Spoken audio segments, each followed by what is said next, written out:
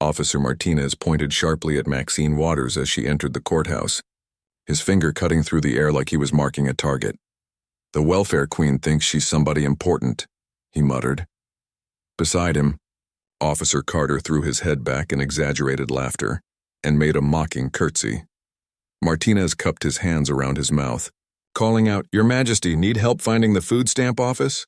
Both men burst into knee-slapping laughter, performing their mockery like a rehearsed act. Carter even wiped fake tears from his eyes before pretending to bow. Maxine stopped. Every muscle in her body was capable of breaking these men in half, but she didn't move a finger. Instead, she calmly adjusted her government-issued briefcase. The same hands that had briefed presidents now smoothed her blazer. Her eyes scanned their faces with the detached precision of someone who had spent decades assessing threats to national security. She said nothing. Not yet. Ever seen someone dig their own grave just by talking? Inside the courtroom, Officer Martinez straightened his uniform and strutted to the witness stand like he owned it. His chest puffed out, shoulders rolled back, and the same smirk from the hallway returned as he placed his hand on the Bible. This was his ground, his version of the truth. "State your name for the record," the defense attorney said, adjusting his expensive tie. "Officer Daniel Martinez, badge number 4187, 15 years of dedicated service to this community." He emphasized dedicated service while looking directly at Maxine. "Waters, 15 years of dealing with people who think the rules don't apply to them?" The attorney nodded approvingly. "Officer Martinez, please tell the court what happened on the evening of March 15th. Martinez leaned toward the microphone, his tone carrying the confidence of someone who had told this story 100 times before. "My partner, Officer Carter, and I were on routine patrol when we observed a vehicle traveling 15 miles over the posted limit. Standard violation. Nothing unusual." He paused, scanning the mostly white courtroom gallery. Several jurors nodded, clearly comfortable in familiar territory. "So we initiated a traffic stop. Standard procedure. The driver pulled over immediately, which was cooperative, I'll give her that. But as soon as I approached, her attitude shifted." He shook his head with practiced disappointment. "Suddenly, she's arguing, raising her voice, making accusations." "What kind of accusations?" the attorney asked. "The usual racial profiling, harassment. She kept insisting we stopped her because of her race. Classic deflection tactics." Martinez looked toward the jury box. "I've been doing this job 15 years. I've heard every excuse in the book. But this lady, she took it to another level." Officer Carter sat behind him, nodding along as silent support. 2 uniforms against 1 woman. "How so?" prompted the attorney. Martinez actually chuckled. "She started flashing all these official-looking documents. Claimed she was some kind of federal agent, said she worked for Homeland Security." He made air quotes. "I've seen fake IDs before, but these were elaborate. Someone put real effort into making them look legit," the courtroom murmured. Even the judge raised an eyebrow, impressed by the supposed creativity of avoiding a traffic ticket. "She waved the papers, demanding my supervisor, saying she outranked me. Meanwhile, she's getting agitated. At one point, she even stepped out of her car in what I took as an aggressive move." "You felt threatened?" "Absolutely. When someone claims federal authority and starts acting erratically, that's a red flag. We're trained to de-escalate, but we're also trained to protect ourselves and the public." Martinez shifted in his chair, the picture of a professional under pressure. "Look, I don't care about color or money. The law is the law. When someone resists a lawful order and starts throwing around supposed connections, that's when things escalate." The defense attorney walked closer to the jury. "In your opinion, officer, what was the defendant trying to achieve with these claims?" "Intimidation, plain and simple. She thought if she convinced us she was someone important, we'd back off and let her go. It's common among people who think they're above the law." Martinez looked directly at Maxine Waters, his stare cold and dismissive. "Some folks think if they dress sharp, talk educated, and flash fancy documents, they can manipulate law enforcement. But badges don't lie. Training doesn't lie. 15 years of experience doesn't lie." The prosecutor gave a weak objection, but it hardly mattered. Martinez had already framed Maxine Waters as a manipulative fraud who forged credentials to escape consequences. Maxine Waters takes a manila folder from her briefcase and places it gently on the witness stand. Unopened. but deliberate like a move in a careful strategy. Ms. Waters, you mentioned returning from a classified briefing. Can you tell us the general nature of that meeting? I'm not authorized to discuss specifics due to national security restrictions, Maxine replies calmly. However, I can confirm the briefing involved developing patterns in law, enforcement accountability, and constitutional compliance within federal jurisdictions. The irony lingers in the air. She was literally coming from a discussion on police accountability when this encounter occurred. During your interaction with Officers Martinez and Carter, did you become combative or aggressive at any point? No, Maxine responds evenly. I remained professional throughout, even when Officer Martinez began commenting on my appearance and making assumptions about my background based on race. What kind of comments? For the first time, Maxine looks directly at Martinez. Her gaze is steady, controlled. Officer Martinez said, quote, "Another one of these people trying to pull rank with fake papers." When I attempted to provide additional verification, he replied, "Save it for the judge, sweetheart. Maybe she'll like your little costume." The defense attorney quickly objects, hearsay, but it's too late.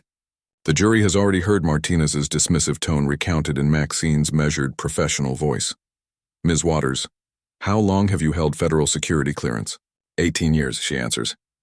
Continuous top-secret clearance with periodic special access authorization for counterterrorism operations. She reaches into her briefcase and retrieves a government-issued badge, not flashing it, simply holding it, a quiet reminder of her authority. In your professional opinion, could this incident have been handled differently? Yes, she replies firmly. Verification procedures exist precisely to avoid such misunderstandings. A single phone call to the federal duty officer would have confirmed my credentials within 3 minutes. Instead, the officers escalated based on assumptions rather than protocol. Maxine closes her briefcase with a soft click. The protocols I've spent 2 decades developing are designed to protect both citizens and law enforcement. When those are ignored, everyone loses. Before stepping down, she glances once at the manila folder resting on the ledge. Something in her look suggests there's more inside than anyone expects. Thank you, Ms. Waters, her attorney says. No further questions. But as Maxine returns to her seat, her lawyer adds quietly, Your Honor, we reserve the right to recall Ms. Waters once we present our evidence. The word evidence makes the entire courtroom suddenly alert. The session adjourns for the day.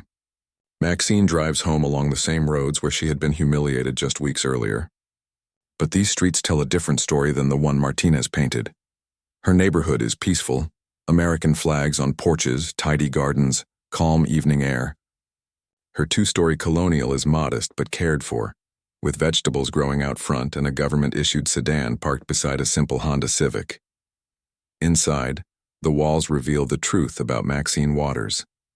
Framed photographs line the hallway leading to her study, shaking hands with the last 3 presidents, receiving a Homeland Security commendation, briefing senior officials in a polished conference room. On her desk stands one powerful photo, Maxine in tactical gear, standing with federal agents outside a building marked Joint Terrorism Task Force. She's not posing, she's leading. Her phone buzzes. Mom, how did it go today? Asks her daughter Maya, a 3rd-year law student at Howard University. As expected, Maxine says, settling into her chair. Martinez performed exactly how I predicted. Performed? When you've spent 20 years studying human behavior under pressure, she explains, you learn to anticipate reactions. Martinez fits the textbook authoritarian profile, needs control, can't admit mistakes. It would unravel his entire identity. Maya's voice tightens. But what if the jury believes him? What if they see things his way?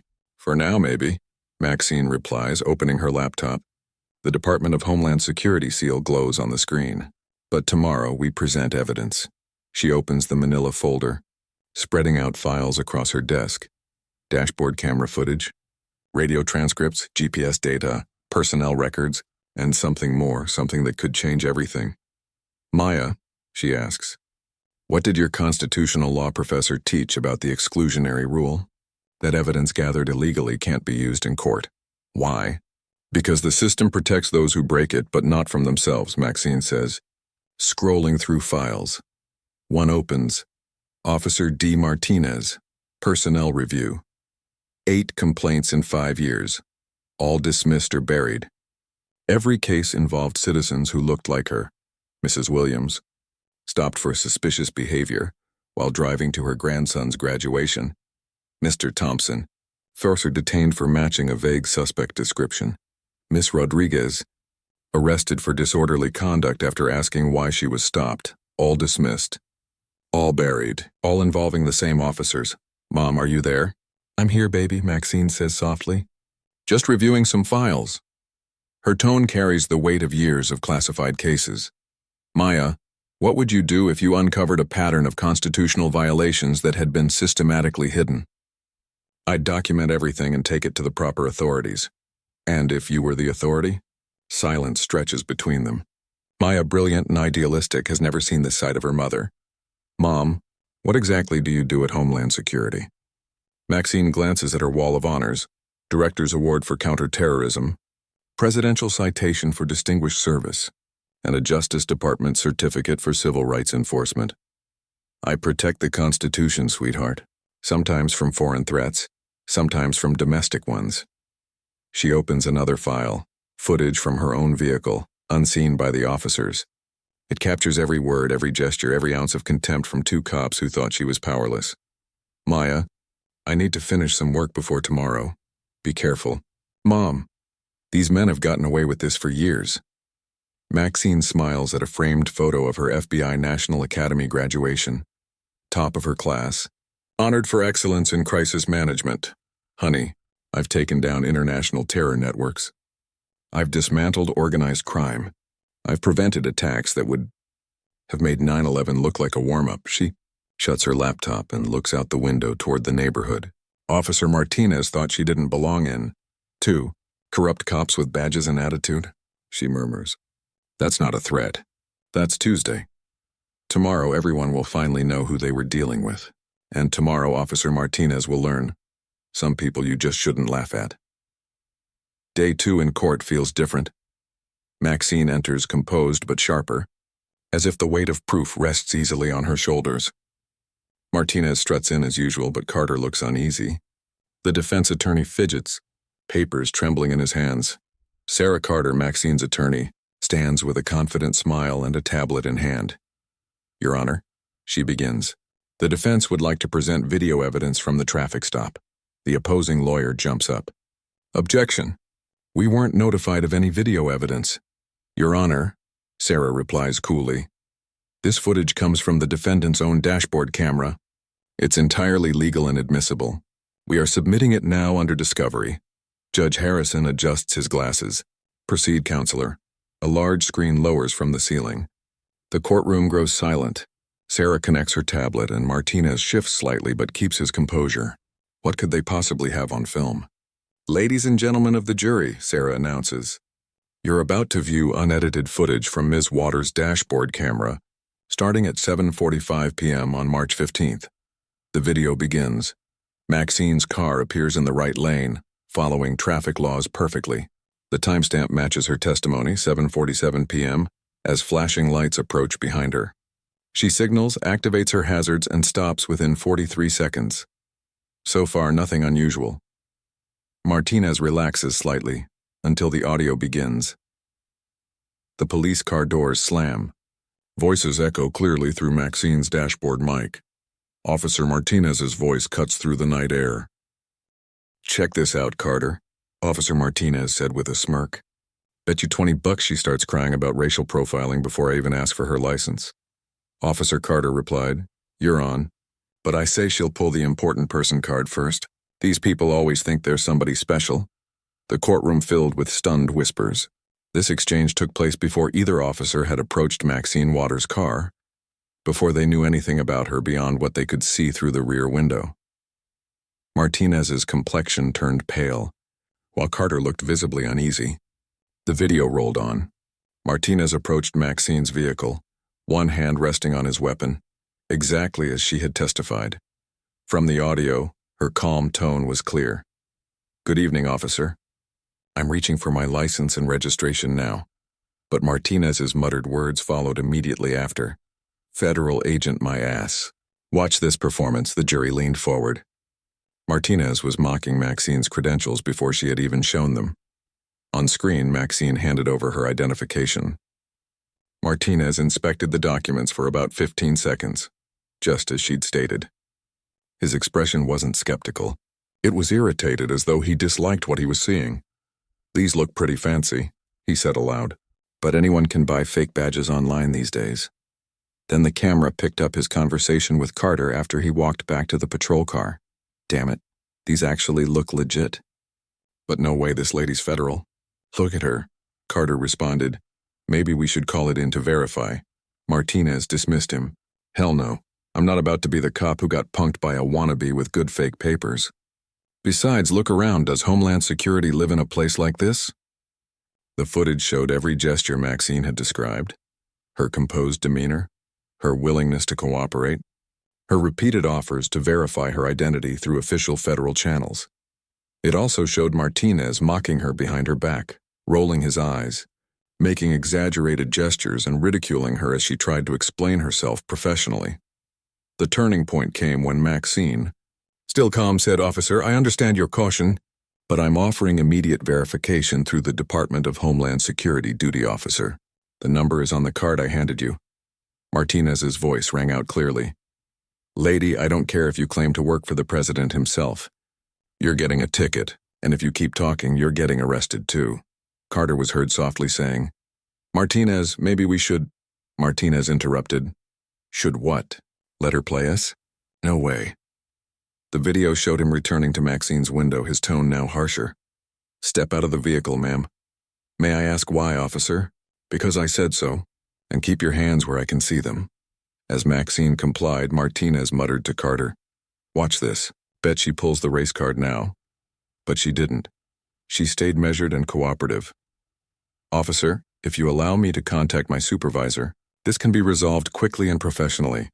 Martinez's next words chilled the courtroom. "Your supervisor? Lady, your supervisor probably runs a corner store somewhere. Stop pretending." The video ran for 8 more minutes, exposing every false statement Martinez had made in court.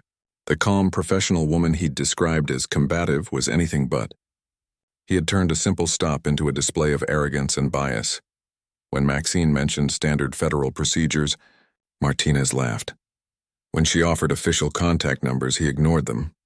When she remained calm, he escalated, treating her professionalism as an insult. The final moments showed Martinez cuffing her, saying, "Another one bites the dust. These people think if they dress well and talk smart, they can intimidate us." Not happening. Sarah Carter paused the video. The room was silent. Martinez slumped in his chair. Carter stared at the floor, unable to look up. "Ladies and gentlemen of the jury," Sarah Carter began. "This footage came directly from Maxine Waters' personal dashboard camera. Every word and action you heard came from these officers themselves. Maxine never raised her voice, never became aggressive, and never once mentioned race or discrimination. She stayed professional while being mocked and unlawfully detained, simply because these officers decided she couldn't be who she claimed to be." The defense attorney objected weakly, but it didn't matter. The truth was undeniable. "This wasn't a misunderstanding," Carter continued. "It was a conscious act of disrespect rooted in prejudice and ego." She placed another folder on the table. "Your Honor, this is just the beginning. We have further evidence showing this behavior wasn't isolated. It was part of a long-standing pattern these officers believed would never come to light." Every eye in the courtroom turned toward Martinez and Carter. The once confident officers now appeared defeated. Desperate, the defense attorney stammered, "Your Honor, we question the authenticity of Ms. Waters' credentials. Anyone can create fake documents.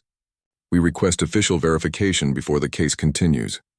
It was a last-ditch effort, and Martinez clung to it like a lifeline.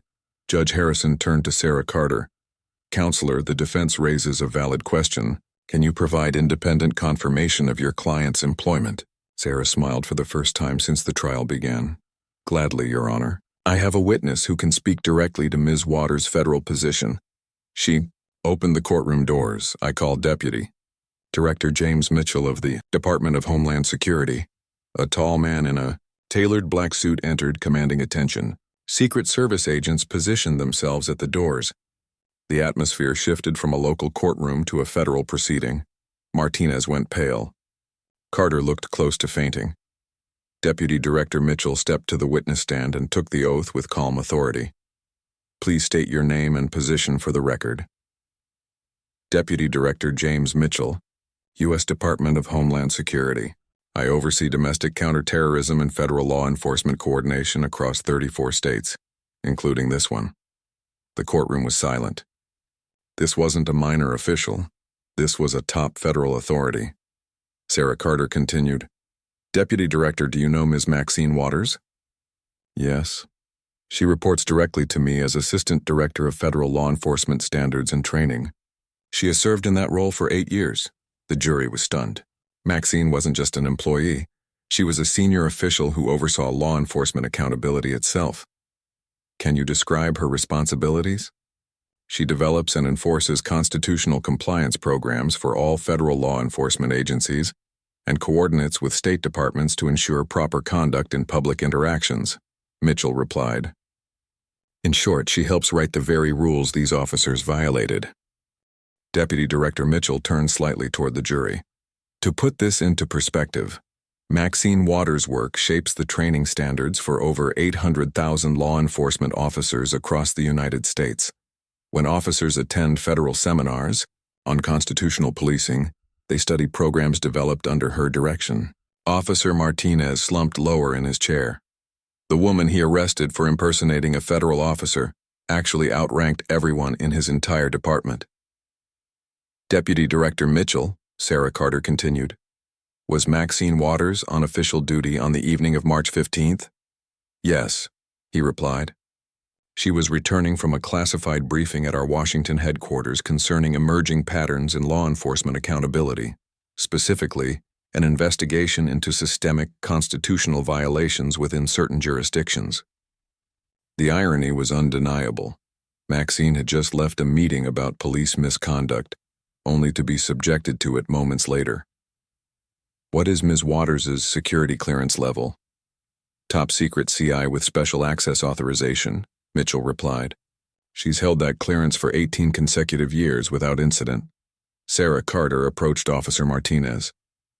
Deputy Director Mitchell, in your expert opinion, how should local officers respond when encountering federal personnel during a routine stop?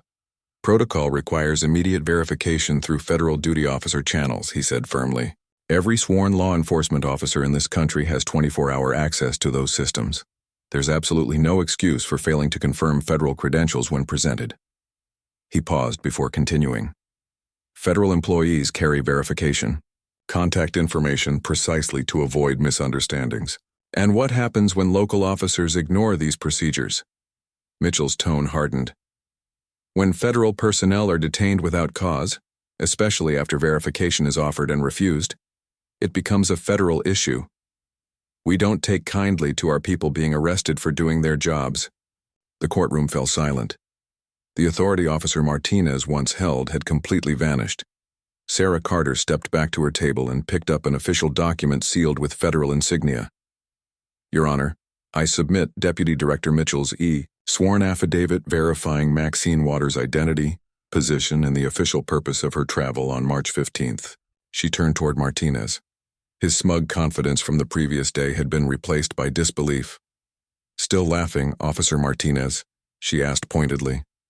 Yesterday, he'd been the authority figure confronting a so-called troublemaker.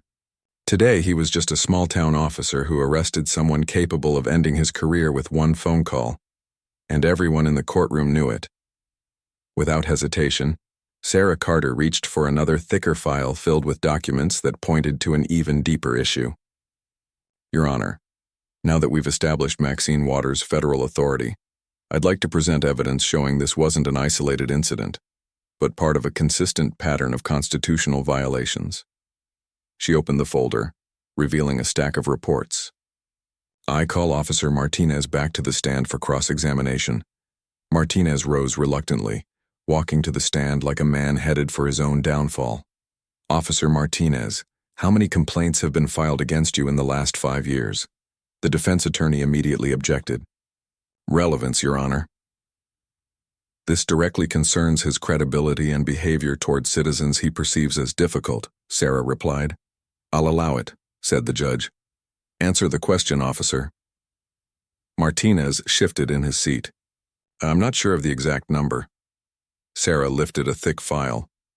According to your personnel records subpoenaed yesterday, there were 8 formal complaints since 2019, all involving citizens of color, and every single one dismissed without investigation. She stepped closer to the stand. Let's review. Mrs. Dorothy Williams, 67, pulled over for suspicious behavior that turned out to be driving to her grandson's graduation. You told her to stay in her lane, both literally and figuratively. Remember that? Martinez's jaw tightened. Every stop I make is justified. Mr. Carlos Thompson, 34, detained for matching a suspect description. Internal Affairs requested that description. You couldn't provide one. Yet you told him his kind always causes trouble in that neighborhood. Officer Carter looked down at his hands, visibly uneasy. Miss Sandra Rodriguez, 28, arrested for disorderly conduct after asking why she was stopped. The charges were dropped when video evidence proved she never raised her voice or acted aggressively. Still, you called her an entitled princess who thinks she's special. Sarah turned to the jury. See the pattern? Citizens of color who questioned Officer Martinez's authority, people who didn't instantly submit to his badge. Those he decided thought they were special. She turned back to Martinez, who gripped the stand so tightly his knuckles turned white. In your 15 years of service, how many white citizens have you arrested for disorderly conduct during traffic stops? I don't track statistics like that. Well, I do, Sarah said, checking her file. 0. In 15 years, you've never arrested a white citizen for disorderly conduct, but you've arrested 11 citizens of color for that same charge. The courtroom erupted in murmurs of disbelief. Even the judge looked taken aback. Your Honor, Sarah continued, I'd like to call Officer Carter to the stand. Officer Carter looked like he wanted to vanish, but reluctantly approached after Martinez stepped down. His hands trembled as he was sworn in.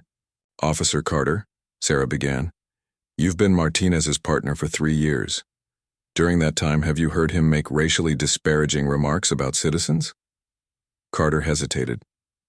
Sometimes officers get frustrated. That's not what I asked, Sarah pressed. Have you heard such remarks, yes or no? After a long pause, he looked at Martinez, then down. Yes. Did you ever report those comments to your superiors? No. Why not? Because Martinez said it was just cop talk. Reporting it would have made me a snitch. Sarah nodded grimly. When you heard the dashcam audio yesterday, were you surprised by Martinez's comments toward Maxine Waters? Carter's voice cracked. No. That's how he talks about most of the people we stop in certain neighborhoods. The admission hung heavy in the air. The dashcam hadn't caught an exception, it had exposed a routine. Officer Carter, Sarah said firmly, by staying silent about these violations, you became part of them. Carter nodded, his face pale. He knew it was true. Sarah picked up one final document. Your Honor, I submit evidence showing that this department routinely dismissed complaints against Officer Martinez, 8 in 5 years, all involving citizens of color, none properly reviewed. She faced the courtroom. This case isn't about one bad stop. It's about 2 officers who believed they could harass, arrest, and humiliate people without consequence, because the system had always protected them. They were wrong. Today, accountability wins. Today, the pattern ends. Applause broke out before the judge could silence it. But applause wasn't what mattered. The expression on Officer Martinez's face was, for the first time, he knew his years of unchecked behavior had finally caught up to him. The defense attorney stood for his closing argument, visibly shaken. His polished suit couldn't hide his panic. Ladies and gentlemen of the jury, he began, voice unsteady. Police officers make split-second decisions in dangerous situations. Officer Martinez couldn't have known. Objection, Sarah interjected. There were no dangerous circumstances. Maxine Waters was seated in her car, hands visible. Sustained, the judge ruled. The defense attorney stammered through. Weak arguments portraying Martinez as a devoted officer who made an honest mistake, claiming the dashcam audio was taken out of context, and suggesting Maxine should have been more understanding. But his words fell flat. Everyone in that courtroom had already heard the truth, from Martinez's own mouth, from Carter's reluctant confession, and from undeniable evidence. When he finally sat down, he looked defeated, like a man who had just delivered his own professional eulogy. Sarah Carter rose for her closing statement, her voice steady yet powerful. The room shifted again. This was no longer defense. It was judgment. 3 days ago, she began. Officer Martinez walked into this courtroom believing his badge made him untouchable. He assumed his word would outweigh Maxine Waters. Because she was a black woman he didn't think belonged in his world. She paused, locking eyes with the jury. But truth has a way of surfacing. Doesn't it? And the truth in this case lies in Officer Martinez's own words, captured by technology he didn't realize was recording him, spoken with the casual cruelty of someone who believed accountability would never reach him. Sarah Carter turns toward Martinez, who avoids her eyes. Another welfare queen. These people always think they're somebody special. Your supervisor's probably running a corner store somewhere. These weren't impulsive remarks. They were the well-practiced words of someone who had demeaned others for years. She faces the jury once again. But here's what Officer Martinez didn't know. Maxine Waters wasn't just somebody special. She had spent her entire career preventing exactly this kind of constitutional abuse. She was returning from a federal meeting on police accountability when she became a victim of the very misconduct she worked to stop. The irony would almost be comical if it weren't so tragic. The courtroom remains completely silent. Every word lands with undeniable truth. The defense argues it was a misunderstanding, but misunderstandings don't include 8 previous complaints.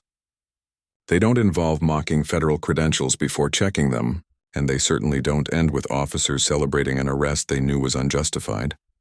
Sarah Carter's voice remained steady but firm. This wasn't a misunderstanding. It was a deliberate abuse of power by officers who believed the system would always protect them. She walks back to her table, holding up Maxine Waters' federal identification for the jury to see. Maxine Waters has spent over 2 decades protecting this nation from threats, both foreign and domestic. She has briefed presidents, prevented attacks, and authored the core policies behind constitutional policing. And yet on March 15th she was arrested by officers who didn't bother to make one verification call, because they had already decided she was nobody important. The jury listens intently. Several jurors look visibly angered by what they've heard. Ladies and gentlemen, Sarah continues, your verdict sends a message. If you find these officers not guilty, you tell every Maxine Waters in America that badges outweigh constitutional rights. You say officers can humiliate and abuse citizens simply because they wear a uniform. She pauses, letting the weight of her words sink in. But if you find them guilty, you affirm that no one is above the law, not even those who enforce it. You uphold that the Constitution applies to all regardless of race or background. Sarah returns to her seat. The evidence is undeniable. Justice now rests with the jury. After 47 minutes of deliberation, the foreman rises with the verdict form trembling in his hands. On the charge of deprivation of civil rights under color of law against Officer Daniel Martinez, we find the defendant guilty. Martinez lowers his head into his hands. On the charge of conspiracy to violate civil rights against Officer Robert Carter, we find the defendant guilty. The courtroom stirs, but Judge Harrison continues. Officer Martinez, you are sentenced to 2 years in federal prison, immediate dismissal from service, and permanent disqualification from law enforcement. You will also pay restitution to Maxine Waters. Martinez looks up, eyes wet, but the judge goes on. Officer Carter, due to your cooperation and expressed remorse, you are sentenced to 1 year of community service, immediate dismissal, and 5 years probation. Judge Harrison then turns to Maxine Waters, who has remained composed throughout. Ms. Waters, this court deeply apologizes for the conduct of those sworn to protect you. Your dignity throughout this process reflects the highest ideals of public service. As the gavel strikes, Maxine allows herself a brief, quiet smile. Justice, delayed but not denied, has finally been served. 3 days ago, Officer Martinez mocked a woman he believed was powerless. Now he is a convicted felon, stripped of the badge he once abused. 6 months later, Martinez's mall security uniform feels nothing like his police one. The polyester clings, the plastic badge gleams dully, and the authority he once commanded is gone. Teenagers ignore him. Shoppers walk past without noticing. The man who once arrested a federal official for impersonating importance now asks people not to linger near the food court. Robert Carter, wearing an orange vest, picks up trash along Highway 95, 8 hours a day, 5 days a week. Each passing government vehicle reminds him of Maxine Waters, of the 3-minute phone call he never made, of the integrity he sacrificed by staying silent. But their downfall is only the beginning. Months later, Maxine Waters stands before the Senate Committee on Homeland Security and Governmental Affairs. The same calm voice that endured Martinez's mockery now carries across national television. "Senators," she begins, "this case highlights a systemic failure in accountability that extends far beyond 2 officers. When federal agents can be detained despite valid credentials, when verification steps are ignored, when complaints vanish without review, we face a constitutional crisis." Her recommendations are clear: body cameras for all stops, mandatory federal credential verification, independent complaint review, and zero tolerance for repeated violations. Within 8 months, the Waters Protocol is adopted nationwide. Police academies use footage from her arrest to train recruits on how not to conduct themselves. That spring, Maxine's daughter, Maya Waters, graduates from Howard Law School, ranking 2nd in her class. In her speech, she speaks of her mother's strength under pressure, about maintaining dignity when facing prejudice, and the importance of standing firm for justice even when the system resists. "My mother taught me," Maya says, "that dignity isn't measured by how others treat you, but by how you treat yourself and others, especially when no one is watching." Maxine watches from the audience, the same calm expression she wore in court, eyes shining with pride. The local police department remains under federal oversight for 2 years. 8 officers are terminated after an FBI probe uncovers deeper misconduct. A new police chief, a black woman with a doctorate in criminal justice, implements community programs that rebuild trust. But the most significant change occurs in courtrooms nationwide. Defense attorneys can no longer rely on badges to overshadow truth. Prosecutors pursue misconduct regardless of the rank involved. Judges remember that justice delayed is justice denied, but justice delivered restores faith in the system. Maxine Waters returns to her post at Homeland Security, carrying something new, proof that reform is possible when courage meets truth, when evidence outweighs prejudice, and when dignity triumphs over bias. If this story moved you, hit the like button and subscribe to Blacktail Stories for more true accounts of justice, prevailing against all odds. Share this video with someone who needs to see that truth always finds a way, and that standing up for what's right is never in vain. What would you have done in Maxine Waters' position? Leave your thoughts in the comments, and don't forget to turn on notifications, because next week, we bring another remarkable story of an underestimated person who surprised everyone when they revealed who they truly were. Sometimes, the most powerful act is to stay calm and let the truth speak for itself.